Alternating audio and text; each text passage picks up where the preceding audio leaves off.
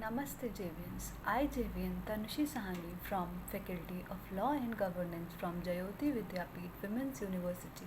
I am here to deliver a lecture on the topic Professional Code of Ethics and Conduct of an Advocate. So basically I want you to know the difference between an advocate, a barrister and a lawyer.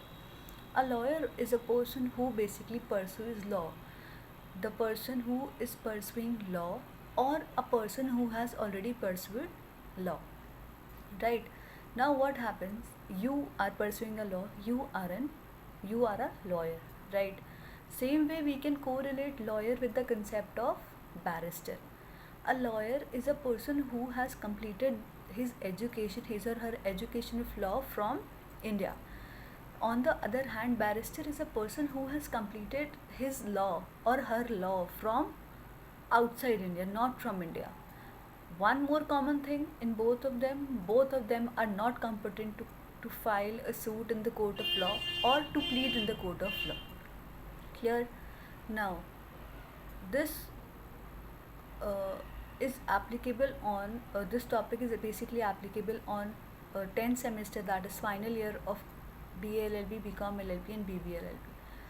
Moving forward, who an advocate is. Advocate is basically a person who has completed the law and is being registered under Bar Council of India and has also given the exam of AIBE, that is All India Bar Exam, so that the person is capable to practice in the court of law. Moving forward, what is the concept, why are we studying this subject, why are we moving forward, what is the importance of this subject? Basically, this subject is professional code of ethics of an advocate. As we all know that definitely many of us are going to practice, are going in the field of litigation. So in that way, we must also be aware of all the details of all the concepts of law, right? So as soon as you complete your law, you will be registered as an advocate and will go to practice. Like, so what happened, how will you go to practice, what are the rules and regulations that you must follow, what are your duties for the court, what are your responsibilities, what is the procedure you need to follow, we'll further study it. So let's start. What are the rules on an advocate's duty towards the court? That is the rules that are being meant for an advocate to be followed before entering a court, right? Now first is, the advocate must act in a dignified manner. The advocate should be a dignified one. He should not only the one who knows about law and coming to the court and like in layman language. He must have a personality, he must also possess a personality that yes, I am being capable to handle the case and I am a known person who can easily understand law, interpret it according to the case.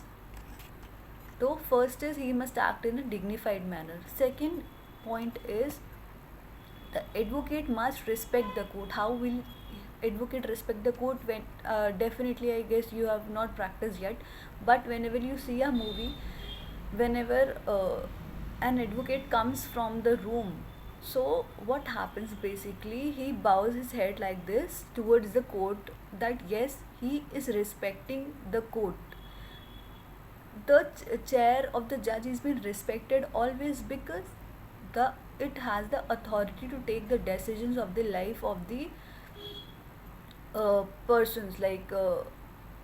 A judge has the right to give any person a capital punishment. A judge has the right to arrest any, like to give bail, to give imprisonment, to give fine, penalty, everything the judge has the right. So as we know that judge is totally having the right to take the decision of another party, so the chair is being definitely respected.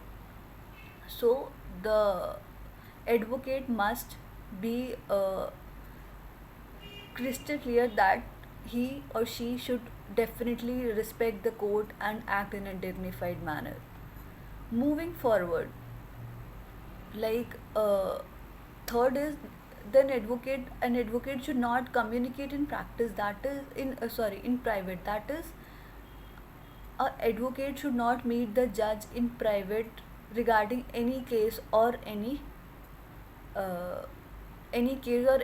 litigation, suit, file, matter, whatever you may consider it. Next is, an advocate must refuse to act in an illegal manner towards opposition. An advocate should always refuse that no, I am not going to act an opposition in an illegal manner. Look, definitely it's the duty of the court to plead. Suppose I am a person, you are the plaintiff, you are the advocate of a plaintiff, and I am an advocate of a defendant.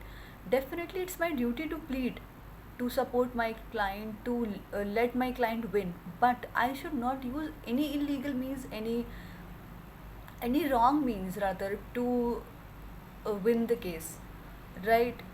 And I should also ignore my friend, I should also say my client, so to not use unfair means, because what happens basically while using unfair means, we generally go to the wrong track. I know law is all about manipulation, litigation. We can win a case only when we have manipulated. But what happens in that condition? Sometimes, like using unfair means leads us to the wrong track, and that is not fair, because that does not dignify the position of an advocate, right? Then moving further, uh, an advocate must already been appear in a proper dress code, that we all know. You must have pursued internship many times, so you must have seen many advocates there, and your dress was also common. There is just one difference of tie and band. When you are an advocate, you wear generally white shirt or black pant, or white kurti, or black legging with it, right?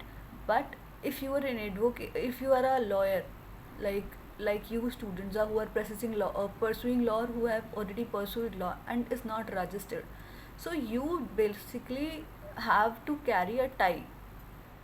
That means that you are an intern, or you have not been registered in an advocate, right? And if I am an advocate, I can carry white band with it, and black blazer is the dignity. We all know that we carry black blazer. Blazer is a brand. It's like we carry it because it's a symbol of our law. It's a symbol that yes, we are an advocate, right? Next, moving forward, uh, it's basically like we should not, an advocate should always refuse to appear in front of relations, in front of any relative. Suppose uh, I am a advocate and the other person is a judge in the court of law, but that person is a common friend of mine. So I should refuse to appear, because directly indirectly what happens if uh, I'll appear in front of the judge who is known to me, there can be chances of unbiasedness. Like there can be chances of biasness which ultimately result to the violation of natural justice, right? Because it's natural justice has been violated, because what happens if, definitely it's like it's a human nature. We all are sitting on a place where we are very much attached to our relatives, to our known members. So if I'm an advocate and the other judge is my known and is very close to me, so I should avoid appearing in front of it, rather I should refuse. And the judge is also not allowed to take the decision of the members who are his or her known, right? Moving forward is like, an advocate should not wear any gowns or like any bands in public places. Like an advocate is only allowed to wear a gown or a public place or a band only in the court of law, where he is basically pleading, where he it's his duty or it's her duty to plead in the court of law. But he or she should not wear it in public places. He also has the right to wear it in any ceremony, any function, any occasion relating to bar council or any advocate's functions, like where this dress is an essential to carry, but he should avoid and he should not wear those gowns in public, right? Now, what happens? Uh, he should also not represent establishments in which he is a member. Like, suppose I am a member of a bar council, so I should not appear in them this favor, because definitely if I am a member, I'll help them. I'll give the decision in their favor only. Clear? So now what happens next is, an advocate should never appear in any pecuniary interest. Pecuniary interest is monetary interest in which he or she is being benefited or a loss. I'll give you example regarding it. What happens basically, I'm an advocate, you are a judge. I am fighting for a client where I'm fighting for 5 crore rupees. 5 crore rupees, yeah. And in which directly, if I'll win, so if rather my client will win the case, in that condition, what will happen in that condition, my like you will also be benefited with rupees 1 crore, because suppose he is giving a he is winning a property and you are also benefited with it because it's next to your house, and you will also get a space for your car parking, like for the judge's car parking. So in that case, what will happen, he or she will definitely have a pecuniary interest. So uh, in those cases, advocate should not appear or should not plead in the court of law where he knows that there is a pecuniary interest of both of them. Clear?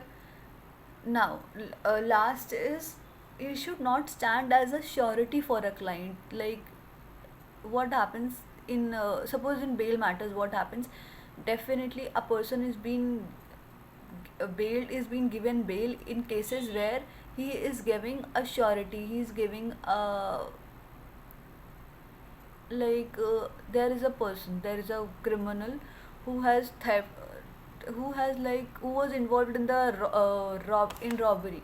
So what happens in that, when an advocate pleads to the judge to grant bail to that criminal, so what happened, judge demands a surety or a security that when we will call he has to appear, but what is the surety that he will appear and he'll not go out of the country.